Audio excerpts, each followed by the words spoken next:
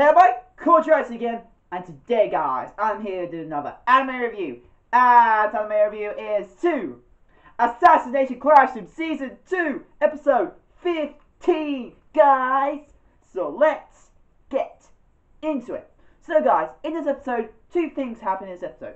First up, the conclusion between Kaide's and Koro-sensei's fight. For those that know who Kaide is the green hair girl. You know, the one who's now fighting Koro-sensei, who got the tentacles. Now, we now know that she is now getting controlled by the tentacles. She unfortunately let the tentacles take over. Of course, not fully. She still had a bit of her sanity still there, but not fully taken by the tentacles. Because of that, sorry guys, I hit my foot, so I'm feeling a bit pain here. But before there was a way to get her back. There was a way to get her back. And what Koro-sensei decided to tell everybody in his art images, that she will let her hit him in the heart, but we found out the heart does regenerate as well. Because do you believe if you could die from his heart getting pierced, do you believe that he would use that as to get himself killed? No. So of course we now know the heart can regenerate. Even if his heart will regenerate, but it will seriously weaken him still, because it's still his heart. So of course, he used that to do and by doing that, Kaide, her bloodlust calmed down a bit. In other words, her fighting instincts calmed down a bit. She let her guard down because of that. Koro-sensei grabbed her with his tentacles and grabbed her around to bind her down onto his body, so he can let one of the students to pretty much to calm down her bloodlust and take the tentacles out of Kaide. Nagisa done it. Now, there's one cliche that happens a lot in shonen anime and also a lot in other forms of anime when they're involving mostly berserker-based girls, but also has happened with men as well.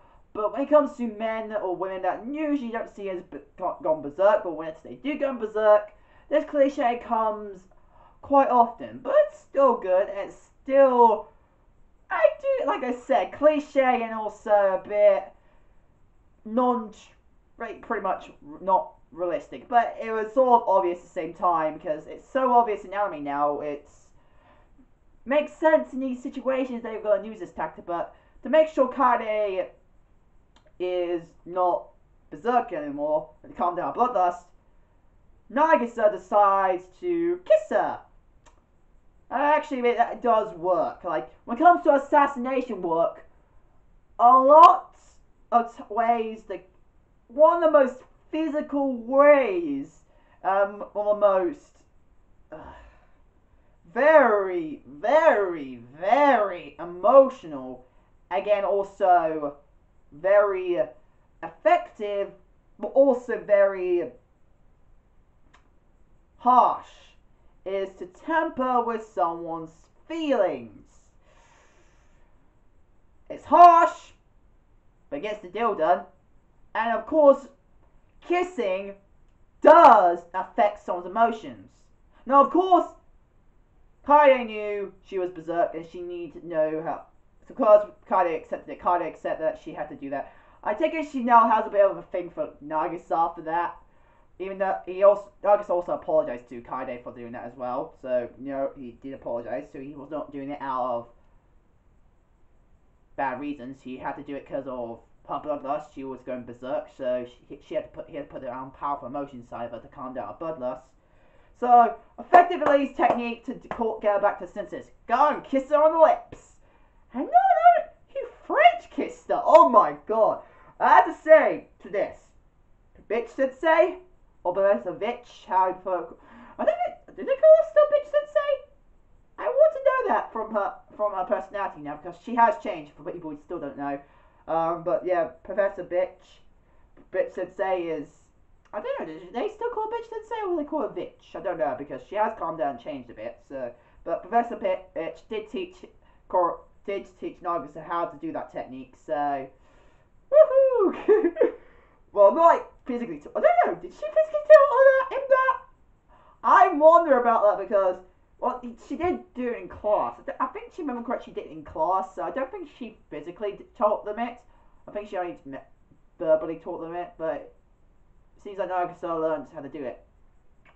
And she told him he got still more ways to improve, but she told he did well, which is surprising. And after that, Kaede come back to normal, and then she was able to come down by lust.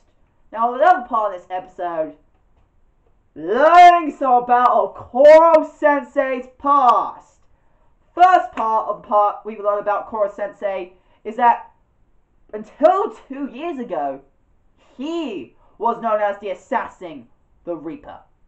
Shocker, guys! Yeah, for people still don't. I wasn't sure about this, because of course, even though I'm reading the manga again physically, I still have not caught up to the point. I still quite behind in the manga. I am reading the manga, if people don't know, but only like physical copies. So, and I only got volume 3 of the volume, so which is somewhere in my room. I don't know where to put it. Like somewhere piled up on my room pieces. Because unfortunately, I didn't put it where the other mangas and when my mum decided to clean my room and put all the stuff onto my bed. So it's somewhere on that bed. I hope it is.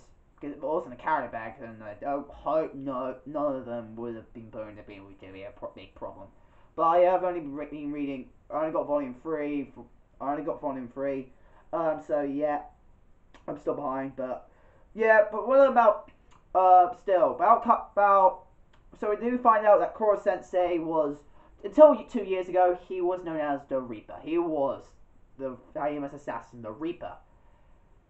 And we found out that he was being new, and we found out that the guy we called the Reaper, who's called the Reaper, we got before we knew Koro-sensei was actually known as the Reaper.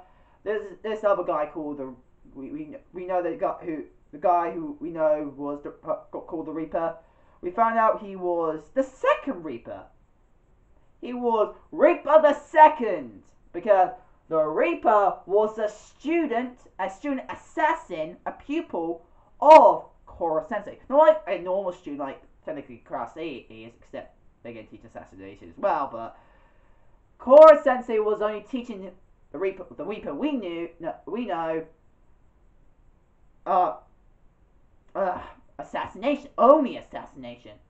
And guess what? The Reaper decided to pay him back by getting him tracked down by these scientists, and this is when he ends up getting used as a lab rat or as a guinea pig to be pretty much transforming and use the serum to get him to how he is now, with the tentacles and yellow hair, but with the yellow body. We do find out Koro-sensei was, of course, it was obvious, as he said, he was born human. In the series, he was born human. That means he had originally a human body. He was originally a human body. That means, ever since we find out it was like a special serum or pretty much a drug that gave these people tentacles, we now know that the drug is the reason why Koro-sensei is how he looks now. Now, through this experimentation, he meets Kaede's sister.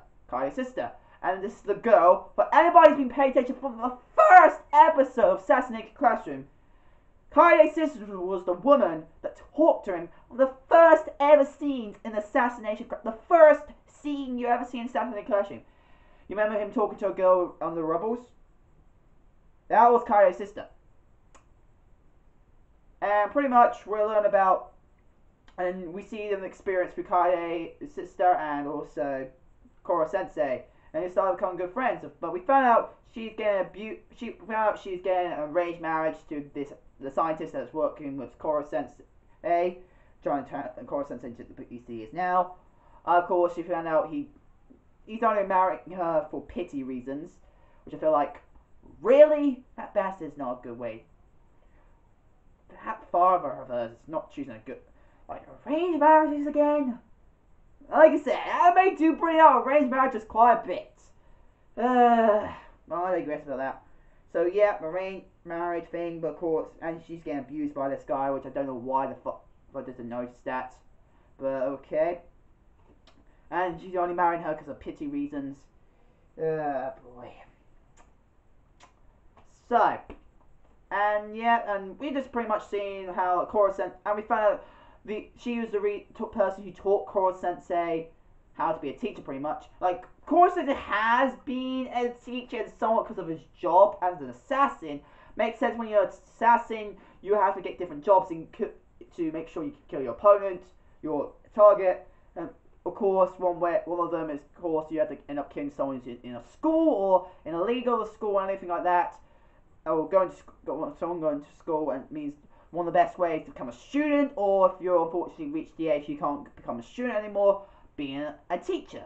And of course, you're there to assassinate a person. So yeah, so you have to at least get some form of knowledge, so you can be able to become a teacher and be able to kill people at the same time. But Koro-sensei, of course, he's still not a proper teacher, so pretty much Kaido's sister called Ugaha, I think it's her name. Kaido's sister's called Ugaha. She teach him proper lessons and everything, so she can get. So pretty much, and since then she become able to teach him some lessons, and that's where. And then at the end of the episode, we got like 2 weeks before the death of Kaido's sister and the destruction destruction of the Crescent Moon, 2 weeks before that, the new batch of we saw the time where the new batch of students, which are E-class now, started coming to get taught by Kaido's sister Ugaha, except for Kaido wasn't up there at that time. So anyway, and yeah, that's pretty much how the episode went. Like I said, this episode, guys, was awesome, like awesome as ever. Like, learn the backstory, a lot of backstory. I'm surprised how much the backstory actually already know about Koro-sensei from only a half of this episode. Surprising, which actually flowed somehow. Like, even though I am not caught up to the manga at this point yet, I can still feel this is going very well for the manga. Like, pacing very well. And also, learning about the facts of I'm still learning about the past about Koro-sensei this much already. Holy shit, that is good. And still, finding out he was the Reaper until 2 years ago was surprising. Ooh, didn't expect that coming. Literally did not expect that coming. It's one of those few things I did not expect. But anyway, and yeah, animation quality, and that's all I've got to say. Now, animation quality, guys. Animation looked spotless as ever for Assassination Classroom. Looked very good. Fight scene looked very good. The flames looked very good. And yeah, that's all I've got to say. Anyway, guys, that's my anime review to Assassination Classroom Season 2, Episode 15. Or before we finish that, guys, if you noticed the opening, at the end it said Assassination Classroom Final Season. It's just showing the proof that they're planning to make this season the last season you're going to see for Assassination Classroom. But yeah, and yeah, so yeah, you guys, hope you guys like it. Become a channel fan today. If you guys want to find out, description down below. My address there, and yeah, hope you guys like it. Hope you like and subscribe, and see you guys later. Bye, guys.